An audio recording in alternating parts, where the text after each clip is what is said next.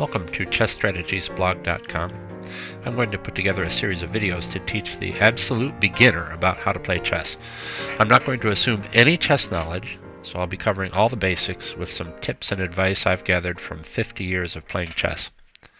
In this video, I'm going to answer two questions. Number one, what chessboard should I buy? And how do I orient the board for a game?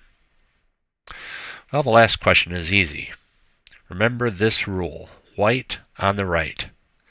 Orient the board so that the corner nearest to you and on your right, or the lower right-hand corner, is white or light-colored. Notice that the board in this shot has a light-colored square in the lower right corner. Also, if you have a board that has the labels along the edges for the ranks and files, it will have letters A through H along the bottom and 1 through 8 along the sides. The A1 square, which is a black or a dark square, is at the lower left-hand corner of the player of the white pieces. If you want to know how to set up the pieces, I'll show you how to do that in my next video entitled How to Play Chess, How to Set Up the Pieces. What chessboard should I buy?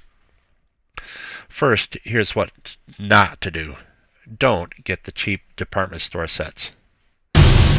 What's wrong with a cheap department store set, I hear you ask? Well, number one, the board is cheap cardboard. It's too flimsy for young players. My young daughter tore one in half quite easily. Number two, the squares are too small. Not good for older players or for chess tournaments. Number three, they're usually red and black. That's a checkerboard, not a chessboard. A chessboard is never red and black. Number four, you don't save that much money.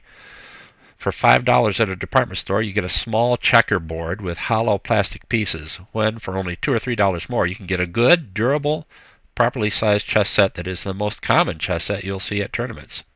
Don't cheap out on this. Get a good tournament chess set. What color should the squares be? Well, almost anything will do other than black and red. The squares are often referred to as black squares or white squares, so you can get a black and white chessboard, or green and buff, which is what I often use. Maroon and white, green and white.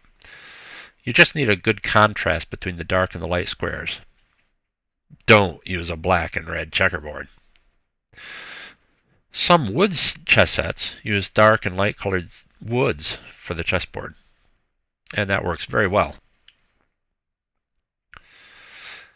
How big should the board be? Generally, most chessboards have 2 1/4 inch squares. 2 1/4 inch. That's the right size. One problem with the department store chess sets is that the squares are too small.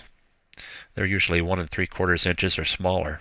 Even 2-inch squares are a little bit too small. How much money should you spend? Well, it depends. If you're buying a first chess set for a young player, get the inexpensive vinyl roll-up board with plastic pieces. This set and board will last a long time, stands up to the worst abuse, and is very commonly used in chess clubs and tournaments. If you go to a tournament, you'll very often see more of these boards and sets than any other set. If you want a slightly better set, you can get a very nice wooden chess set for not too much money. If you want a very nice set, plan to spend some money and get a wood set with a wood board.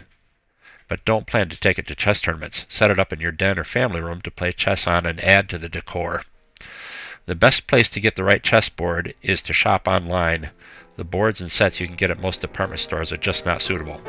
Well, that's all. Look for my next video on how to set up the pieces.